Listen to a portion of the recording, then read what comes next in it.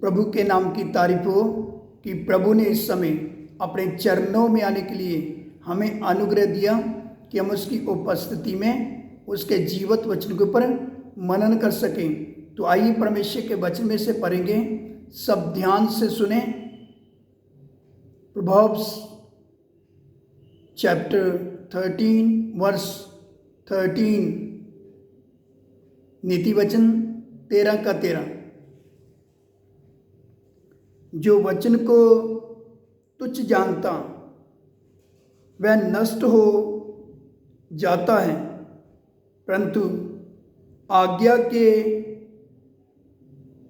ड्रामों को अच्छा फल मिलता है।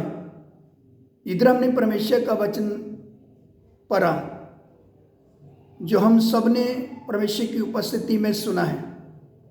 परमेश्वर का वचन बताता है आज्ञा का भय।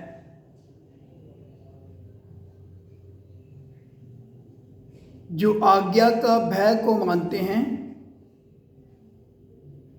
उनको अच्छा फल प्राप्त होता है।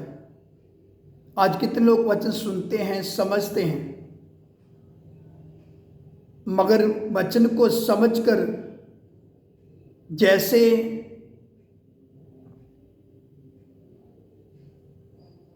आज्ञा के भय को मानकर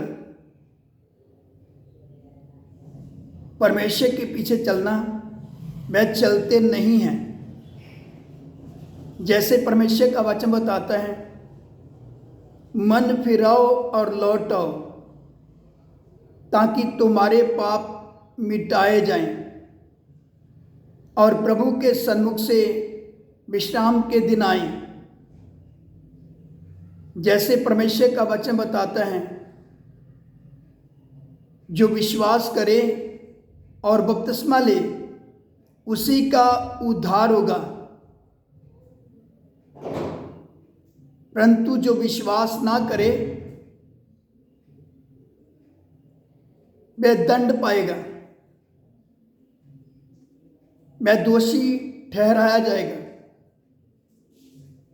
इसलिए जब हम परमेश्वर का वचन सुनते हैं, उसको समझते हुए परमेश्वर की आज्ञा का भय मानते हुए तन मन से परमेश्वर के पीछे चलना है, तब जाकर हम परमेश्वर के योग्य बनेंगे और हमें एक अच्छा फल प्राप्त होगा। वरना पाप की मजदूरी मौत है। इसलिए परमेश्वर का वचन बताता है, डरते और कांपते हुए अपने अपने उद्धार के कार्य को पूरा करते जाओ। हमने डरते और कांपते हुए अपने उद्धार के कार्य को पूरा करना है। जब परमेश्वर अपना वचन भेजता है तो हमने बड़ी दीनता और नम्रता के साथ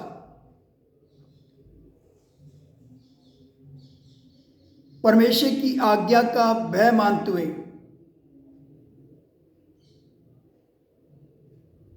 परमेश्वर ने जो दिया हमें काम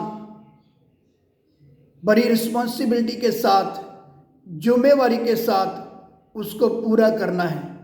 वो भी कैसे? डरते और कांपते हुए।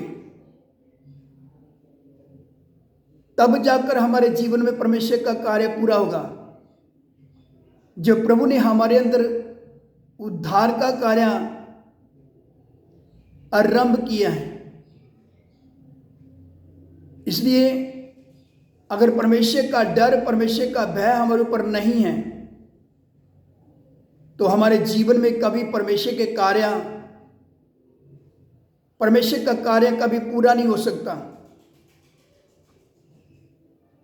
जब परमेश्वर अपना वचन भेजता है, हमने परमेश्वर की आज्ञा का भय मानते हुए प्रभु के पीछे चलना है। तब जाकर हमारा जीवन परमेश्वर के ग्रहण योग्य होगा। आज लोग वचन सुनते हैं मगर अपना पाप वाला जीवन छोड़ते नहीं हैं, चोरी चलाकी छोड़ते नहीं हैं, बुरे कामों को छोड़ते नहीं हैं। अंदर कुछ बाहर कुछ, जिसके कारण वह लोग क्या कर रहे हैं, अपने आप को बोलते हम विश्वासी हैं, अपने आप को बोलते हम सेवक हैं।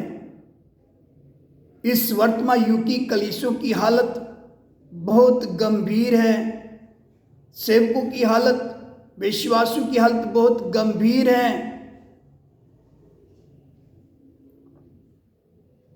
वचन तो सुनते हैं, क्या हम परमेश्वर की आज्ञा का भय मानते हुए परमेश्वर के पीछे चल रहे हैं?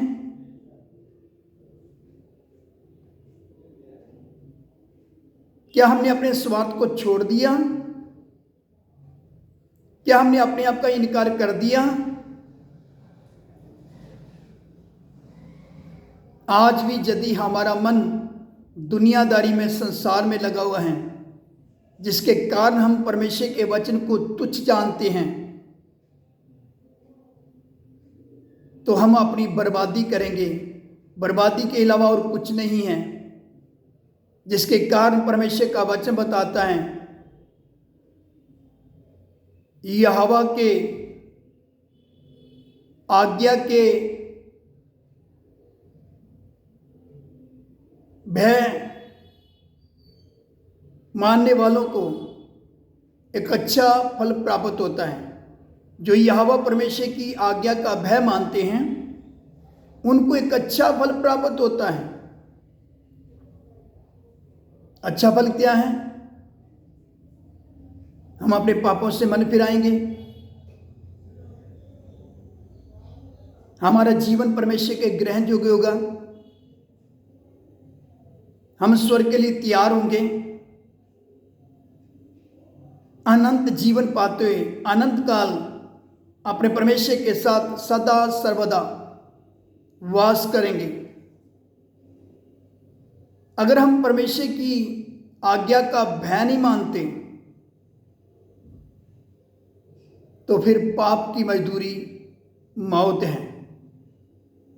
इसलिए तो परमेश्वर का वचन बताता, मन फिराओ और लौट आओ ताकि तुम्हारे पाप मिटाए जाएं।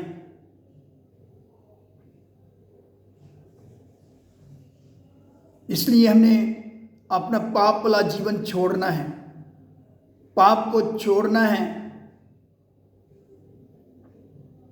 इधर उधर की बातों को छोड़ना है। हमने अंदर बाहर एक समान होना है। गिरगिट की तरह रंग बदलना छोड़ दो। सेवकों, विश्वासियों, इस वर्तमान युग की कलीसियों,